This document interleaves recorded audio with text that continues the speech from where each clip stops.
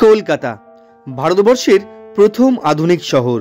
প্রকৃতপক্ষে ৩৬৫ বছর বয়সী তরুণ এক শহর, যাকে সারা বিশ্ব চেনে দ্য সিটি অব জয় নামে। সংস্কৃতি ও ঐতিহ্যে ভরা শহর এখনও ইতিহাসকে সাক্ষী রেখে দাঁড়িয়ে আছে। ভারতবর্ষের প্রাচীনতম নদী যে শহরের মধ্য দিয়ে আপন মনে বয়ে চলেছে। প্রাচীন ঐতিহ্য এবং আধুনিকতার মিশ্রণে তৈরি এই তিলোত্তমা কলকাতায় রয়েছে বিশেষ কিছু স্থান, যে জায়গাগুলো না দেখলে কলকাতাকে জানা অসম্পূর্ণ থেকে যায়। এই ভিডিওতে আমরা কলকাতায় অবস্থিত বিশেষ 15টি জায়গা সম্পর্কে জানব, আর প্রত্যেকটা জায়গারই আলাদা করে একটি বিস্তারিত ভিডিও দেওয়া আছে আই বাটন লিঙ্কে এবং এই ভিডিওর ডেসক্রিপশন বক্সে। আপনারা চাইলে সম্পূর্ণ তথ্য সম্বলিত বিস্তারিত সেই ভিডিওগুলি দেখে নিতে পারেন ডেসক্রিপশন বক্সে গিয়ে। ভিডিওটি ভালো লাগলে অবশ্যই একটা লাইক করবেন এবং চ্যানেলে নতুন হলে চ্যানেলটা সাবস্ক্রাইব করে রাখবেন। এই 15টি জায়গা একদিনে ঘোরা সম্ভব নয়, তাই নিউ টাউন বা সায়েন্স সিটিকে বেস করে 4টি জায়গা দেখিয়েছি এবং ধর্মতলাকে বেস করে বাকি 11টি জায়গা দেখিয়েছি। প্রথমেই আমি নিউ টাউন বা সায়েন্স সিটি এরিয়ার 4টি ট্যুরিস্ট প্লেস দেখাবো। প্রথমেই দেখেছি নিকো পার্ককে। এই নিকো পার্ক সল্টলেক অঞ্চলের বিধাননগরের সেক্টর 4-এ অবস্থিত একটি অ্যামিউজমেন্ট বা বিনোদনমূলক পার্ক।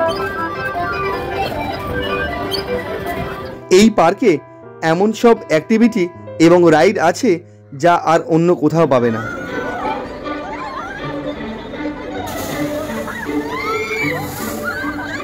তবে এই পার্কের এন্ট্রি ফিজটা একটু বেশি। নিকো পার্কে 35টি মজাদার রাইড সহ একটি ওয়াটার পার্ক রয়েছে এবং ওয়াটার পার্কেও 10টিরও বেশি মজাদার রাইড রয়েছে। এই সমস্ত রাইড এনজয় করার জন্য একটা গোটা দিনও কিন্তু যথেষ্ট নয়, তাই চেষ্টা করবেন যতটা সম্ভব তাড়াতাড়ি আসতে। পার্ক খোলে ঠিক সকাল 10:30টার সময়।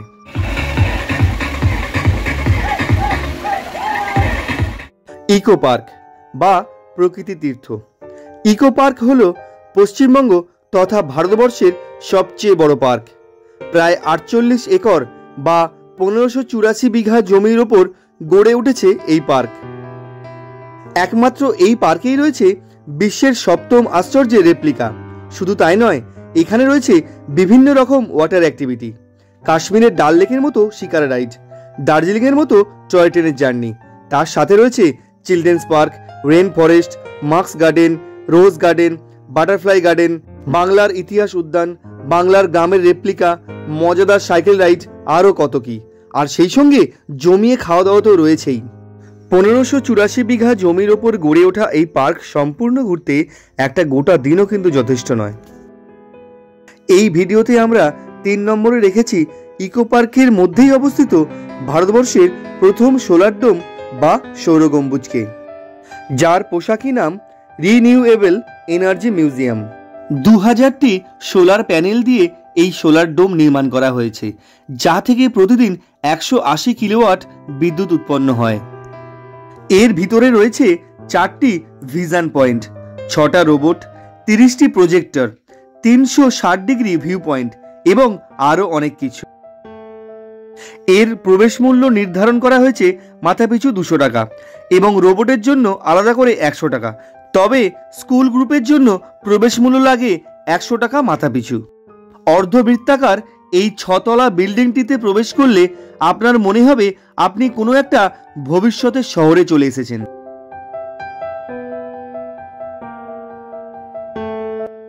এরপর আমরা দেখে নেব ছোট বড় সবার পছন্দ সায়েন্স সিটিকে। পূর্ব কলকাতার EM বাইপাসের ধারে 50 একর জমির ওপরে গড়ে উঠেছে এই সায়েন্স সিটি। এটি মূলত বিজ্ঞান কেন্দ্রিক পার্ক ও বিজ্ঞান সংগ্রহশালা হিসেবেই পরিচিত।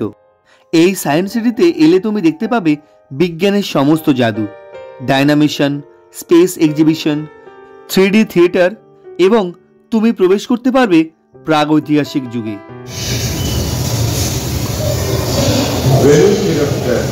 গ্যালিমাইমাস ও ওভিরাপ্টরের মতো ছোট ছোট ডাইনোসররা অলিম্পিকের দৌড়বিদের মতো স্পিডে ছুটতে পারত। এখানে রোপওয়ে চড়ে গোটা সায়েন্স সিটিটাকে পাখির চোখে দেখতে পারবে, যা কিন্তু অপূর্ব সুন্দর লাগবে। শোনো, কোনো একদিন আকাশ বাতাস জুড়ে রিমঝিম দেখি তোমার চুলের মতো মেঘ ছড়ানো, তাদের মুখের পাশে জল হারালো মন হারালো, মন হারালো হারালো মন হারালো, মন হারালো হারালো। এবার আমরা দেখে নেব ধর্মতলাকে বেস করে বাকি স্পটগুলো। এবার আমরা দেখে নেব ভিক্টোরিয়া মেমোরিয়াল হলকে। কলকাতার, বলা ভালো মধ্য কলকাতার এক আইকনিক স্থাপত্য। আজ থেকে 105 বছর আগে অর্থাৎ 1921 সালের 28শে ডিসেম্বর উদ্বোধিত হওয়া ভিক্টোরিয়াকে দেখতে প্রতি বছর 5 মিলিয়ন অর্থাৎ 50 লক্ষেরও বেশি মানুষ আসেন। মোট 57 একর জমির উপর নির্মিত এই সম্পূর্ণ উদ্যানটি। তাই সম্পূর্ণ ভিক্টোরিয়াকে ঘুরে দেখতে 5 থেকে 6 ঘন্টা সময় লাগবে। তাই যখন আসবেন হাতে অনেকটা সময় নিয়ে আসবেন। এই ভিক্টোরিয়াকে অনেকেই কিন্তু কলকাতার তাজমহল বলে থাকেন। মহারানী ভিক্টোরিয়াকে সম্মান জানিয়ে বানানো এটি ব্রিটিশ আর্কিটেকচারের দুর্দান্ত একটি উদাহরণ। আর সাদা রঙের মার্বেল দিয়ে বানানো এই স্মৃতিসৌধ দিনের বিভিন্ন সময়ে রূপ পরিবর্তন করে। ভিক্টোরিয়াকে নিয়ে বানানো একটি ডিটেলস ভিডিও আমি আই বাটন লিঙ্ক এবং ডিসক্রিপশন বক্সেও দিয়ে দিচ্ছি। এমপি বিড়লা প্ল্যানেটোরিয়াম, এটি ভিক্টোরিয়ার খুব কাছেই অবস্থিত। কলকাতার থিয়েটার রোড এবং চৌরঙ্গি রোডের ক্রসিংয়ে পেয়ে যাবে এই তারামণ্ডলকে। জানলে খুশি হবে এই তারামণ্ডল এশিয়ার মধ্যে বৃহত্তম এবং পৃথিবীর দ্বিতীয় বৃহত্তম তারামণ্ডল। আর কলকাতার গর্ব তো বটেই। 75 মিটার উঁচু এই গোল গম্বুজ, যার মধ্যে প্রজেক্টরের মাধ্যমে তুমি আকাশের গ্রহ, নক্ষত্র, গ্যালাক্সিদের সঙ্গে পরিচিত হবে।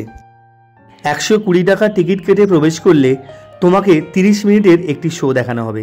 সেই শোতে তুমি পৌঁছে যাবে মহাকাশের বহির এক জগতে। বাংলা, হিন্দি, ইংরাজি মিলিয়ে সারাদিনে মোট 8টি শো হয়। তোমাদের পছন্দ মতো টাইমে তোমরা শো দেখতে পারো।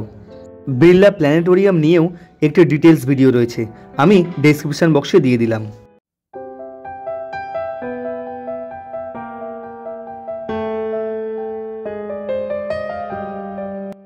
Next, Saint Paul's cathedral church.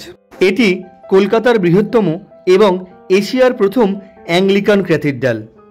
ঠিক এ পাশটায় আছে বিড়লা প্ল্যানেটোরিয়াম, আর এর ডান দিকে এই রাস্তাটা গেছে সেন্ট পলস ক্যাথিড্রাল। এই চার্চটি প্রতিদিন সকাল 10টা থেকে সন্ধ্যে 6টা পর্যন্ত খোলা থাকে। এই গির্জাটির নির্মাণ কাজ শুরু হয় 1839 সালে এবং নির্মাণ কাজ শেষ হয় 1847 সালে। চার্চের এই বিশাল কাঠামো আপনাকে ব্রিটিশ ঔপনিবেশিক সময়ের কথা মনে করিয়ে দেবে। সাদা রঙের এই সুবিস্তৃত চার্চ এবং এখানকার শান্ত স্নিগ্ধ পরিবেশ আপনার মনকে ছুঁয়ে যাবে। এটি ভিক্টোরিয়া মেমোরিয়ালের খুব কাছেই অবস্থিত, তাই ভিক্টোরিয়া মেমোরিয়াল এলে এই জায়গাটিকে যেন মিস করো না। খুব সুন্দর কিছুটা সময় কাটাতে পারবে এই শান্ত স্নিগ্ধ পরিবেশে। নেক্সট, ইন্ডিয়ান মিউজিয়াম বা ভারতীয় জাদুঘর। জাদুঘর শব্দটির অর্থ হল যে ঘরে আশ্চর্য এবং পুরাতন দ্রব্য সংরক্ষিত থাকে।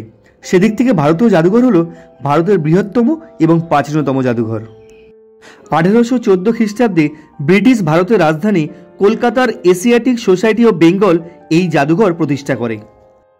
কলকাতার চৌরঙ্গিতে এটি অবস্থিত এবং এই জাদুঘরের সংগ্রহে রয়েছে 1,50,000-এরও বেশি দ্রব্য।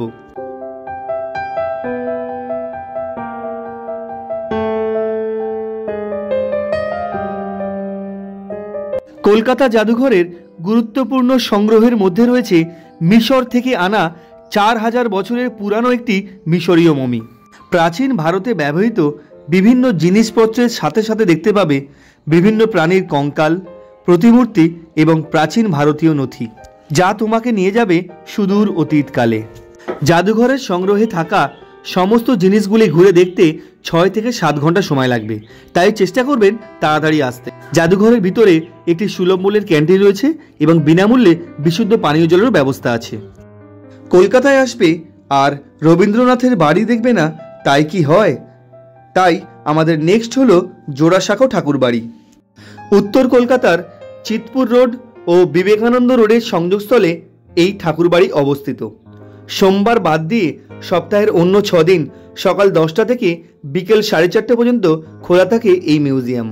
এই ঐতিহ্যবাহী বাড়িতে কত স্মৃতি জড়িয়ে আছে তা এখানে না আসলে জানা যায় না। রবি ঠাকুরের ব্যবহৃত পেন থেকে শুরু করে বসার চেয়ার সমস্ত কিছুই এই বাড়িতে এলে দেখতে পাবেন। এই বাড়িতে প্রায় 700টি ঘর রয়েছে। সমস্ত ঘরই মিউজিয়াম আকারে বিভিন্ন সংরক্ষিত দ্রব্য রাখা রয়েছে।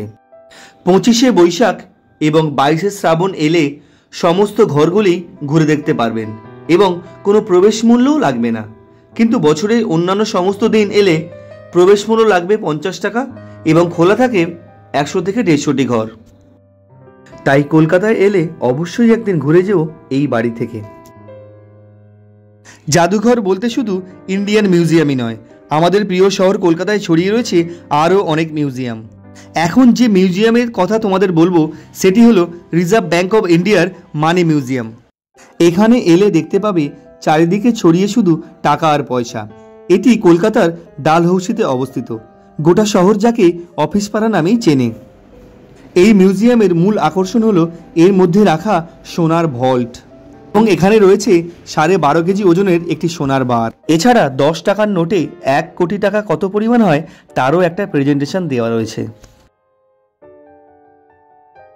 নেক্সট, কলকাতার আলিপুরে অবস্থিত আলিপুর জেল মিউজিয়াম।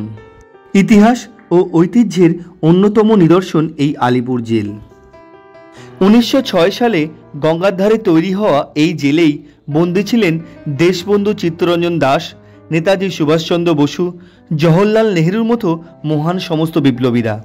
তুমি এখানে এলে ছড়িয়ে ছিটিয়ে থাকা স্বাধীনতা সংগ্রামীদের স্মৃতি দেখতে পাবে। এছাড়া এখানে রয়েছে একটি জোড়া ফাঁসির মঞ্চ, যেখানে ক্ষুদিরাম বসু সহ প্রায় 12 জন বিপ্লবীকে ফাঁসির মঞ্চে ঝুলিয়েছিল ব্রিটিশ ঔপনিবেশিক সরকার। প্রায় 16 একর জমি জুড়ে বিস্তৃত এই জেল মিউজিয়ামে একটি সংগ্রহালয় রয়েছে এবং এখানে প্রতিদিন ঠিক সন্ধ্যে 6টায় একটি লাইট অ্যান্ড সাউন্ড শো হয়, যেটা খুবই আকর্ষণীয়। তোমরা চাইলে এখানে এসে সেটা দেখতে পারো। নেক্সট আমরা রেখেছি আলিপুর জুওলজিক্যাল গার্ডেন, যা চিড়িয়াখানা নামেই বিখ্যাত। এটি কলকাতার বিখ্যাত ট্যুরিস্ট স্পটগুলোর একটি। ছোট বড় সবার ভালো লাগার জায়গা এটা। আর এখানে সবচেয়ে বেশি ভিড় হয় শীতকালে। এখানে বিভিন্ন ধরনের পশু পাখি তোমরা দেখতে পাবে। আর বেশ কিছু বিলুপ্তপ্রায় পশু পাখিও এখানে রয়েছে, যেমন সাদা ময়ূর, সাদা বাঘ ইত্যাদি। হাতি, জিরাফ, গন্ডার, সিংহ, ভাল্লুক প্রত্যেকেই দেখতে পাবে নিজের মনের আনন্দে খেলা করে বেড়াচ্ছে। এছাড়াও রয়্যাল বেঙ্গল টাইগার তো রয়েছেই। এছাড়া বিভিন্ন প্রকারের সাপ এবং বিভিন্ন প্রকারের মাছের জন্য আলাদা আলাদা দুটি অ্যাকোয়ারিয়াম রয়েছে। সমস্ত প্রাণীগুলিকে তুমি সামনে থেকে সচক্ষে দেখতে পাবে এবং একটা গোটা দিন খুব সুন্দরভাবে অতিবাহিত করতে পারবে। নেক্সট হলো প্রিন্সেপ ঘাট। জেমস প্রিন্সেপের স্মৃতির উদ্দেশ্যে বানানো একটি স্মৃতিসৌধ, যা কলকাতার পুরানো দর্শনীয় স্থানগুলির মধ্যে অন্যতম। ঐতিহ্যময় প্রাচীন কলকাতার নস্টালজিয়াকে ধরে রেখেছে এই প্রিন্সেপ ঘাট। এই প্রিন্সেপ ঘাট থেকে দ্বিতীয় হুগলি সেতু এবং ভাগীরথী নদীর একটা মনোমুগ্ধকর দৃশ্য দেখতে পাওয়া যায়। চাইলে এখান থেকে নৌকা নিয়ে তুমি গঙ্গাবক্ষে ঘুরে আসতে পারো। নৌকা ভাড়া পড়ে 300 থেকে 400 টাকা। সন্ধ্যা নামার সঙ্গে সঙ্গে এক অপূর্ব রোম্যান্টিক দৃশ্য তৈরি হয় এই প্রিন্সেপ ঘাটে এবং এই প্রিন্সেপ ঘাট চারিদিকে আলোকমালায় সেজে ওঠে। Millennium park. মিলেনিয়াম শব্দের অর্থ হলো সহস্র বা হাজার। 2000 সালকে স্মরণীয় করে রাখার জন্যই 2000 সাল আসার আগেই এই পার্কটি তৈরি করে রাজ্যবাসীকে উপহারস্বরূপ দেওয়া হয়েছিল। মিলেনিয়াম পার্ক হলো কলকাতার একমাত্র জায়গা যেখানে আপনি একই সময়ে আপনার বাম দিকে হুগলি ব্রিজ বা বিদ্যাসাগর সেতু এবং ডান দিকে দেখতে পাবেন হাওড়া ব্রিজ বা রবীন্দ্র সেতুর অপূর্ব সুন্দর দৃশ্য। গঙ্গা নদীর পূর্ব তীরে এবং ফেয়ারলি নদীঘাটের ঠিক পাশেই অবস্থিত এই বিনোদন উদ্যান। এই পার্কের বেঞ্চে বসে গঙ্গা নদীর অপূর্ব সুন্দর দৃশ্য দেখা সত্যিই মনে রাখার মতো। এই পার্কের ঠিক সামনেই রয়েছে চক্র রেলের বিবাদীবাগ স্টেশন। এই ট্রেন ধরে তোমরা চলে যেতে পারো বাবুঘাট বা প্রিন্সেপ ঘাটে। মিলেনিয়াম পার্কের গেট থেকে প্রতিদিন বিকাল 5:30টায় মাত্র 169 টাকার বিনিময়ে প্রায় 1.5 ঘন্টা হুগলি নদীর ওপর নৌকা ভ্রমণ করতে পারবেন ময়ূরপঙ্খী নৌকায়। গঙ্গাবক্ষে বোটের উপর বসে বিকাল থেকে সন্ধ্যা নামা দেখা অপূর্ব এক রোমাঞ্চকর অভিজ্ঞতা হবে। নেক্সট হলো কলকাতার মধ্যেই অবস্থিত একটি অফবিট জায়গা, যার নাম হলো ইডেন উদ্যান বা ইডেন গার্ডেন পার্ক। কলকাতায় পার্ক কালচার আসে ব্রিটিশদের হাত ধরেই। ফোর্ট উইলিয়ামের পাশেই গড়ে ওঠে কলকাতার অন্যতম প্রাচীন দুটি পার্ক, একটি বিখ্যাত কার্জন পার্ক, অপরটি ইডেন গার্ডেন পার্ক। 1840 সালে এই পার্কের কাজ সম্পূর্ণ হয় এবং এর নাম রাখা হয় অকল্যান্ড সার্কাস গার্ডেন। এই বাগানের মূল আকর্ষণ হলো এর উত্তর অংশে দাঁড়িয়ে থাকা একটি ব্রহ্মদেশীয় প্যাগোডা। গভর্নর জেনারেল লর্ড ডালহৌসির আদেশে ব্রহ্মদেশের প্রোম নগরী থেকে কলকাতায় এটিকে নিয়ে আসা হয় 1854 খ্রিস্টাব্দে। কলকাতার এই বিশেষ 15টি দর্শনীয় স্থান ছাড়াও আরও কয়েকটি দর্শনীয় স্থান রয়েছে, যেমন হাওড়া ব্রিজ। 1943 সালে চালু হওয়া এই ব্রিজ হাওড়া এবং কলকাতা এই দুই যমজ শহরকে সংযুক্ত করছে এবং রবীন্দ্রনাথ ঠাকুরের নাম অনুসারে এর নাম রাখা হয়েছে রবীন্দ্র সেতু। এছাড়া বিশ্ব বাংলা গেট, একটি ঝুলন্ত রেস্টুরেন্ট, যাকে গেটওয়ে অফ ওয়েস্ট বেঙ্গল বলা হয়। তাহলে বন্ধুরা, হয়তো আরও অনেক স্পট রয়েছে যেগুলো বাদ গিয়েছে। সেই বাদ দেওয়া জায়গাগুলো কমেন্ট বক্সে কমেন্ট করে জানাও। তোমাদের মতে সেই স্পটগুলি আরও অনেক প্রিয় হতে পারে। আর ভিডিওটা ভালো লাগলে অবশ্যই একটা লাইক করো এবং চ্যানেলে নতুন হলে চ্যানেলটা সাবস্ক্রাইব করে রাখো। দেখা হচ্ছে নেক্সট ভিডিওতে। সকলেই খুব ভালো থাকো, সুস্থ থাকো। সকলকে অসংখ্য ধন্যবাদ।